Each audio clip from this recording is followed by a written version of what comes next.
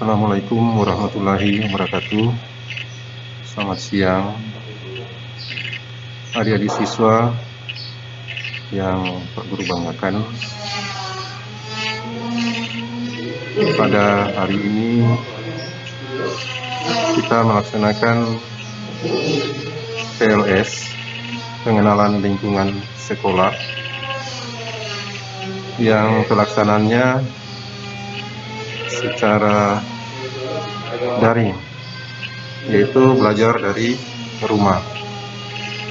Ini disebabkan karena adanya pandemi COVID-19, sehingga pelaksanaan dilaksanakan secara daring. Adik-adik siswa, pada kesempatan ini Pak Guru memperkenalkan diri dulu. Nama Pak Guru yaitu Pak Anwar Saromeng, Sarjana Pendidikan. Mengajar sehari-hari, mengajar di SMA 1 Ulang dengan mata pelajaran fisika. Dan pada kesempatan ini Pak Guru akan memberikan materi PLS tentang wawasan Wiyata Mandala. Nah, materi ini adalah materi yang sudah biasa diberikan setiap pelaksanaan MPLS setiap tahun, karena wawasan Wiyata Mandala ini adalah materi yang sangat wajib. Sejak adik-adik mulai mendaftarkan di SMA ini, tentu adik-adik masuk melihat-lihat dulu bagaimana sekolah ini, baru mendaftarkan. Yang pertama, di sini ada arti dan makna wawasan Wiyata Mandala.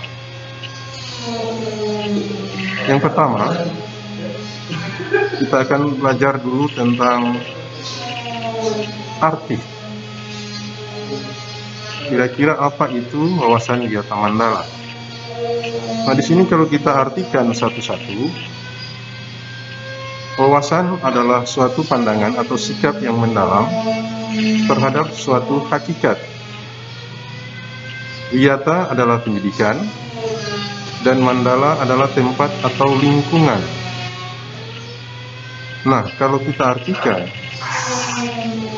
sekaligus, wawasan Wiyata Mandala adalah sikap menghargai dan bertanggung jawab terhadap lingkungan sekolah sebagai tempat menuntut ilmu pengetahuan.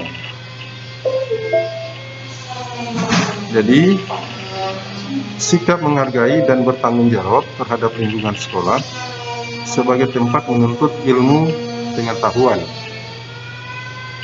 Nah, di sini ada unsur-unsur Wiyata Mandala. Kita lihat ada 5. Yang pertama, sekolah merupakan lingkungan pendidikan. Yang kedua, kepala sekolah mempunyai wewenang dan tanggung jawab penuh atas penyelenggaraan pendidikan dalam lingkungan sekolah. Yang ketiga, antara guru dan orang tua siswa harus ada saling pengertian dan kerjasama erat untuk mengemban tugas pendidikan atau hubungan yang serasi. Warga sekolah di dalam maupun di luar sekolah harus menjunjung tinggi martabat dan citra guru. Yang kelima, sekolah harus bertumpu pada masyarakat sekitarnya dan mendukung warga negara. Itu adalah unsur-unsur daripada Wiyata Mandala. Kemudian kita lihat pada poin B, yaitu sekolah dan fungsi. Bagaimana sekolah dan fungsi itu? Sekolah merupakan tempat penyelenggaraan TBM, menanamkan dan mengembangkan berbagai nilai, ilmu pengetahuan, teknologi, dan keterampilan.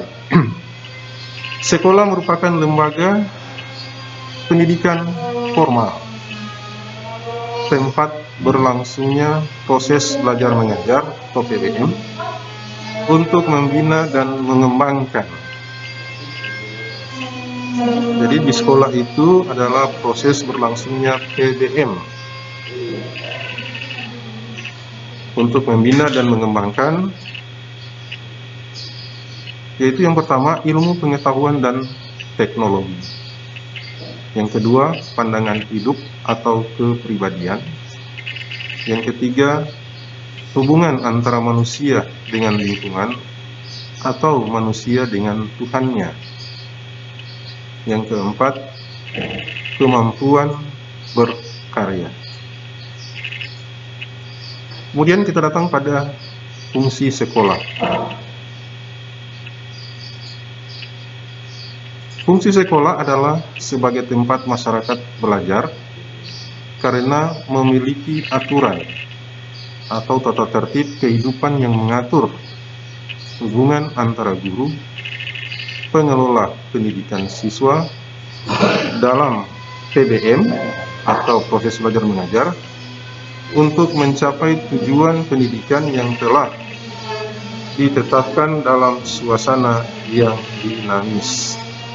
Nah, itu adalah fungsi sekolah. Sekarang kita datang pada ciri-ciri sekolah sebagai masyarakat belajar. Bagaimana itu ciri-ciri sekolah sebagai masyarakat belajar? Yang pertama tentunya harus ada guru dan siswa, sehingga timbulnya proses belajar mengajar yang tertib. Ada guru dan siswa. Yang kedua, tercapainya masyarakat yang sadar, mau belajar dan bekerja keras. Dan yang ketiga, terbentuknya manusia Indonesia seutuhnya. Nah, ketiga ini termasuk pada ciri-ciri sekolah sebagai masyarakat belajar. Sekarang kita datang pada prinsip sekolah. Sekolah sebagai wiyata mandala selain harus bertumpu pada masyarakat sekitarnya, juga harus mencegah masuknya paham, sikap, dan perbuatan yang secara sadar ataupun tidak dapat menimbulkan pertentangan antara sesama karena perbedaan suku, agama, asal-usul, keturunan, tingkat sosial ekonomi, serta perbedaan paham politik.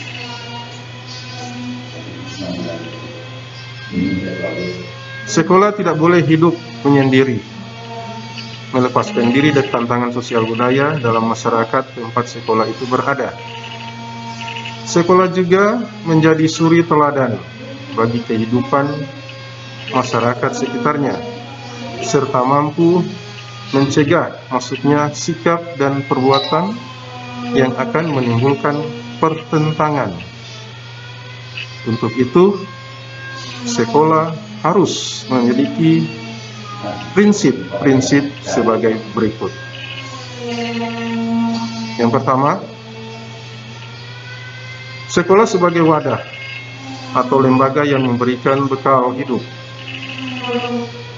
Dalam hal ini, sekolah seharusnya bukan hanya sekedar lembaga yang mencetak para intelektual muda, namun lebih dari itu, sekolah harus menjadi rumah kedua yang memberikan pelayanan dan pengalaman tentang hidup, mulai dari berorganisasi, bermasyarakat,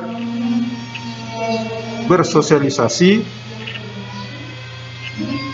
pendidikan lingkungan hidup atau PLH, atau bahkan pengalaman hidup yang sesungguhnya. Jadi sekolah di sini, adik-adik siswa, adalah suatu wadah, bukan hanya untuk mencetak para intelektual muda, tapi menjadikan sekolah itu adalah rumah kedua. Yang kedua, sekolah sebagai institusi tempat peserta didik belajar di bawah bimbingan pendidik. Nah, pendidik dalam hal ini adalah guru. Bimbingan lebih dari sekedar pengajaran. Dalam bimbingan, peran pendidik berubah dari seorang pendidik menjadi seorang orang tua, bahkan menjadi seorang kakak. Yang ketiga, Yang ketiga, sekolah sebagai lembaga dengan pelayanan yang adil dan atau merata bagi stakeholder. Hal tersebut bisa berubah pemerataan kesempatan, mendapatkan transfer of knowledge, artinya transfer ilmu pengetahuan, maupun transfer of experience atau transfer pengalaman, dengan tanpa membedakan baik dari segi kemampuan ekonomi, kemampuan intelijensia, dan juga kemampuan fisik atau gagasan sekolah inklusif. Yang keempat, sekolah sebagai lembaga pengembangan bakat dan minat siswa. Prinsip ini sejalan dengan teori multiple intelligence dari Howard Gardner, yang memandang bahwa kecerdasan intelektual bukanlah satu-satunya yang perlu diperhatikan oleh lembaga pendidikan, terutama sekolah. Kemampuan bersosialisasi, kemampuan kinestik, kemampuan seni, dan kemampuan-kemampuan lainnya juga perlu diperhatikan secara seimbang. Yang kelima, sekolah sebagai lembaga pembinaan potensi di luar inteligensi. Peningkatan kemampuan intelektual, emosional, maupun kemampuan-kemampuan lainnya mendapat perhatian yang seimbang. Yang keenam, sekolah harus memberikan perhatian serius untuk mengembangkan kemampuan emosional dan sosial, kemampuan berkomunikasi dan berinteraksi, kemampuan bekerja sama dalam kelompok, dan lain-lain. Yang ketujuh, sekolah sebagai wahana pengembangan sikap dan watak. Sikap sederhana, jujur, terbuka, penuh toleransi, rela berkomunikasi dan berinteraksi, ramah tamah dan bersahabat. Cinta negara, cinta lingkungan, siap bantu-membantu, khususnya kepada yang kurang beruntung, merupakan sikap dan watak yang perlu dibentuk di dalam lingkungan sekolah. Yang kedelapan, sekolah sebagai wahana pendewasaan diri. Di dalam dunia yang berubah begitu cepat, salah satu kompetensi dasar yang harus dimiliki tiap peserta didik adalah kompetensi dasar belajar secara mandiri. Dengan proses pendewasaan yang diberikan di sekolah, pendidik tidak lagi perlu menjejali pemikiran peserta didik dengan perintah.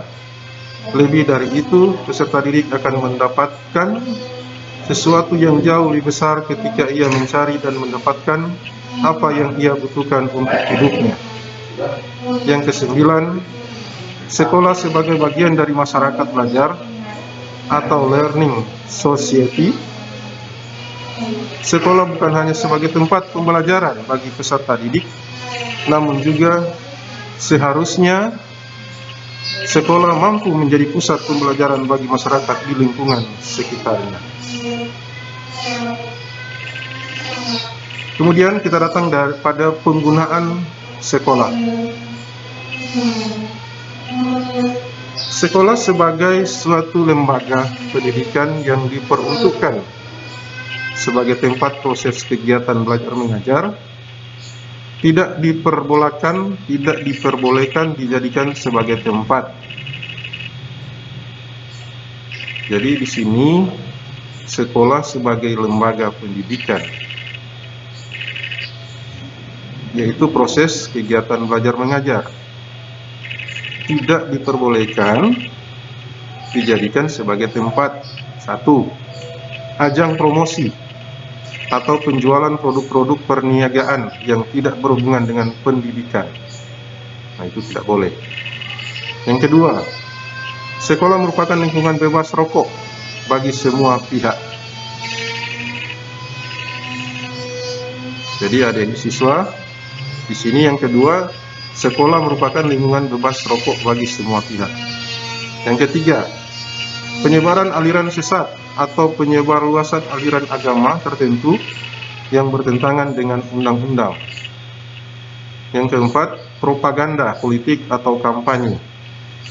Yang kelima, syuting film atau sinetron tanpa seizin pemerintah daerah. Yang keenam, kegiatan-kegiatan yang dapat menimbulkan kerusakan, perpecahan dan perselisihan sehingga menjadikan suasana sekolah tidak kondusif lagi.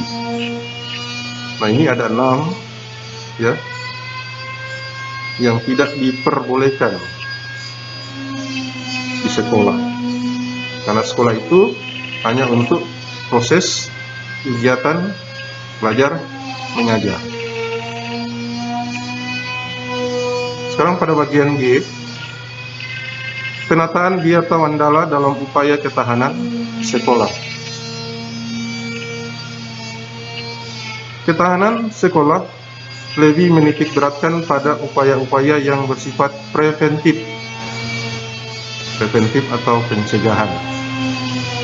Untuk menjadikan sekolah sesuai dengan tujuan dan fungsinya, perlu dilakukan penataan biota mandala di sekolah melalui langkah-langkah: A. Meningkatkan koordinasi dan konsolidasi sesama warga sekolah untuk dapat mencegah sedini mungkin adanya kegiatan dan tindakan yang dapat mengganggu proses belajar mengajar. B. Melaksanakan tata tertib sekolah secara konsisten dan berkelanjutan. C. Melakukan koordinasi dengan komite sekolah dan pihak keamanan setempat untuk terselenggaranya ketahanan sekolah. D. Mengadakan penyuluhan bagi orang tua dan siswa yang bermasalah. E. Mengadakan penyuluhan dan pembinaan kesadaran hukum bagi siswa. F.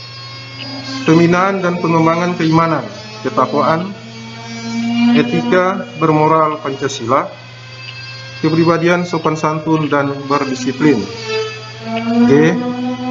Pengembangan logika para siswa, rajin belajar, gairah menulis, gemar membaca, atau informasi atau penemuan para ahli. H. Mengikut sertakan siswa dalam kegiatan ekstrakurikuler dan pengembangan diri. I. Yang terakhir, mengadakan karya wisata dalam rangka pengembangan iptek atau ilmu pengetahuan dan teknologi. Kemudian kita datang pada tugas, wewenang dan tanggung jawab kepala sekolah dalam hal pelaksanaan biota mandala. Kepala sekolah sebagai pimpinan utama bertugas dan bertanggung jawab memimpin penyelenggaraan belajar mengajar serta membina pendidik dan tenaga kependidikan serta membina hubungan kerjasama dan peran serta masyarakat. Kepala sekolah dalam melaksanakan penataan biota mandala di sekolah dengan melakukan kegiatan-kegiatan sebagai berikut. 1. Melaksanakan program-program yang telah disusun bersama komite sekolah. Yang kedua, menyelenggarakan musyawarah sekolah yang melibatkan pendidik, OSIS, komite sekolah, tokoh masyarakat, serta pihak keamanan setempat. Yang ketiga, menertibkan lingkungan sekolah baik yang berbentuk perangkat keras, sarana prasarana, dan perangkat lunak atau peraturan-peraturan tata tertib, tata upacara, dan lain-lain. 4. Mengadakan pertemuan baik rutin maupun insidentil yang bersifat intern sekolah, yaitu kepala sekolah, pendidik, orang tua, siswa,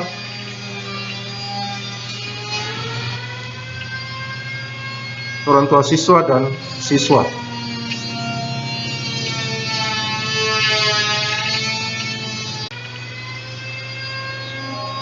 Yang kelima, menyelenggarakan kegiatan yang dapat menunjang ketahanan sekolah seperti PKS. PKS itu adalah patroli keamanan sekolah. Pramuka, PMR, Palang Merah Remaja, Paskibraka, kesenian, dan sebagainya. Jadi itu ada 5 yang merupakan tugas dan fungsi daripada pimpinan sekolah atau kepala sekolah. Yang sebentar nanti tugas-tugas ini akan diberikan tanggung jawab kepada guru. Kemudian yang berikut yaitu mekanisme dalam pelaksanaan Wiyata Mandala. Dalam rangka pelaksanaan Wiyata Mandala perlu upaya penanggulangan secara dini setiap permasalahan yang timbul sehingga dapat menghilangkan dampak negatifnya, yaitu dilaksanakan secara terpadu, bertahap dan berkelanjutan, yaitu 1. Tahap preventif, upaya untuk meniadakan peluang-peluang yang dapat memungkinkan terjadinya kasus-kasus negatif di sekolah, yaitu melalui antara lain memelihara sekolah dan lingkungan sekolah serta menciptakan kebersihan dan ketertiban agar siswa merasa nyaman dan menyenangkan dan tidak ada tempat tertentu yang dijadikan siswa untuk hal-hal negatif. B. Menciptakan suasana yang harmonis antara pihak sekolah, antara pihak pendidik atau staf dan siswa serta penduduk di sekitar sekolah. C. Membentuk jaring-jaring pengawasan atau kontrol dan razia terhadap kegiatan siswa di lingkungan sekolah. D. Menghilangkan bentuk-bentuk perpeloncoan pada saat MOS. Nah, ini sudah ditiadakan. E. Meminimalisir keterlibatan kelompok maupun perorangan dalam kegiatan sekolah. F. Mengisi jam-jam kosong dengan pelajaran atau kegiatan ekstra lainnya. G. Meningkatkan kegiatan ekstra kurikuler pada masa awal atau akhir semester dan masa liburan sekolah. H. Peningkatan keamanan dan ketertiban khususnya pada saat berangkat atau usai sekolah. Itu adalah tahap preventif atau pencegahan. Kemudian kita masuk pada tahap represif. Tahap represif upaya untuk menindak siswa yang telah melanggar peraturan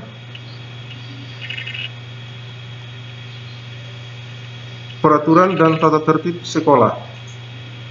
Upaya represif seperti apa?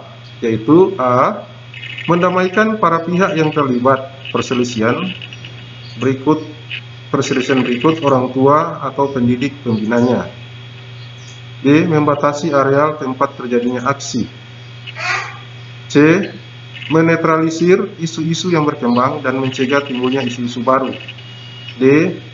Berkoordinasi dengan pihak keamanan apabila terdapat pihak luar sekolah yang melanggar keamanan, ketertiban dan perbuatan kriminalitas di lingkungan sekolah. E. Mengungkap lebih lanjut keterlibatan pihak luar sekolah atas kasus yang timbul dan menyelesaikannya secara hukum. F. Mengikut sertakan para ahli untuk mengadakan bimbingan dan penyuluhan. Dan G. Memberikan sanksi sesuai tata tertib yang berlaku. Nah, baik adik-adik peserta PLS, inilah materi tentang wawasan Wiyata Mandala. Semoga bermanfaat bagi kita semua, bagi adik-adik siswa yang sebentar nanti akan menjadi siswa, karena sekarang baru calon siswa menjadi siswa di SMA Negeri 1 Bolaang. Nah, sudah tentu sebagai kesimpulan daripada materi tadi, adik-adik tentunya disekolahkan di sini harus ikut tata tertib yang ada di sekolah ini. Ya, jadi selama Anda di sini 3 tahun, Anda belajar ikut tata tertib, dan mudah-mudahan kalian semua akan menjadi berhasil. Karena sekarang kita berada pada masa pandemi, sehingga kegiatan belajar difokuskan di rumah, atau kita belajar secara daring dengan memperhatikan protokol kesehatan, yaitu harus menggunakan masker, cuci tangan dengan sabun, dan menjaga jarak. Demikian materi dari Pak Guru, semoga manfaatnya. Lebih dan kurangnya Pak Guru mohon maaf. Wassalamualaikum warahmatullahi wabarakatuh, dan selamat siang.